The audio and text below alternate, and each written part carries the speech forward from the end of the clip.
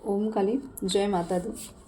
ब्रह्मांड की दिव्य शक्तियाँ आपसे बहुत कुछ कहना चाहती हैं, वो बहुत कुछ संकेत दे रही हैं। आप उन संकेतों को इस रीडिंग के माध्यम से ले सकते हैं और समझ सकते हैं कि बहुत कुछ छुप रहा था, छुपाया जा रहा था, लेकिन आप चीज़ों को थोड़ा इग्नोर भी करते हैं। यहाँ मुझे दिख रहे हैं, तो संकेतों को समझिए। ये ब्रह्मांड की शक्तियाँ आपको इस संदेश के माध्यम से अपना ही संदेश दे रही है। बिल्कुल ब्रह्मांड की बात की हो, फर्स्ट कार्ड प्रकृति का संदेश। वृक्षारोपण करने की आवश्यकता है, पशु पक्षियों की सेवा करें, उनको दान करें, उनके लिए दान करें। गौ माता की सेवा अनिवार्य है। मतलब आपको, मैंने कहा ना, ब्रह्मांड आपको कुछ ना कुछ संकेत दे। हो सकता है आप ये कार्य करते हो तो इसके लिए भी आपको प्रेरित कर रहे हैं कि आप बहुत अच्छा कार्य कर रहे हो।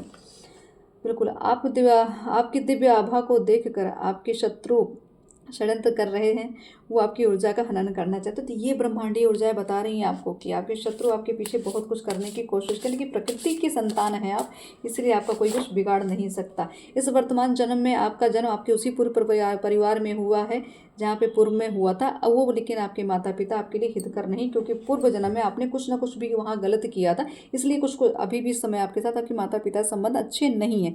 तो आपको यही बताया जा रहा है कि चीज़ों को सुधार सकते हैं। आप प्रकृति की सेवा करके, जन सेवा करके, जीवों की सेवा करके आप अपने कर्म को सुधारा जा सकता है।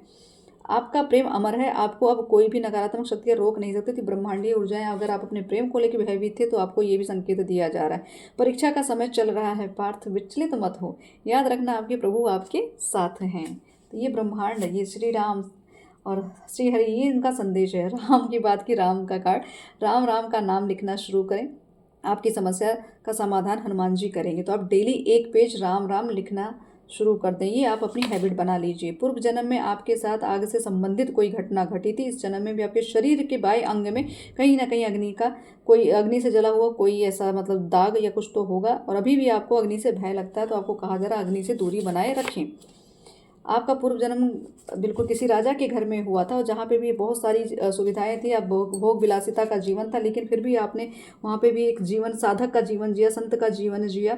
और आपके जो सपने हैं, सपनों में आपके खंडर, बावड़ी, नदियाँ, ठीक है, किले, ये सब दिखते हैं। तो आपको बताया जा रहा है आपका जन्म इस समय बहुत ही उच्च कोटि में, एक तरह से उच्च कोटि की आपकी ऊर्जा है, और आप अपने जन्म को सार्थक बनाए। बिल्कुल कलाओं से भरिपूर्ण आपका समय था। आर्टिस्ट थे, मूर्तिकार थे, संगीतकार थे। मतलब ये ब्रह्मांड आपको देख रहे हैं किस तरीके की एनर्जी दे रहा है कि आप एक हीलर भी थे, पेंटर भी थे, कलाकार भी थे। बहुत कुछ चीज़ें थी जो आप इस कलाओं के माध्यम से लोगों को अपनी भावना व्यक्त करते थे। तो ये आपकी कलाएं हैं। आपको कहा जा रहा है कि इन कलाओं को फिर निखारिए, इनको भूलिए मत। पूर्व जन्म में आपने बहुत सारे सत्कर्म किए, निस्वार्थ प्रेम दिया, आपने वात्सल्य बांटा, हर रूप में आपने सबको सद्भाव दिया, इसीलिए इस जन्म में आपका मोक्ष का योग बन रहा है। तो ब्रह्मांडीय शक्तियाँ आपके लिए ये जो मैसेज लेकर आई हैं कि आपका प्रेम, आपका समर्पण, आपके लिए ये संदेश बहुत अनिवार्य था सुनना, क्योंकि आप बहुत कुछ छोड़ रहे थे, बहुत कुछ भूल रहे थे। जय माता दी।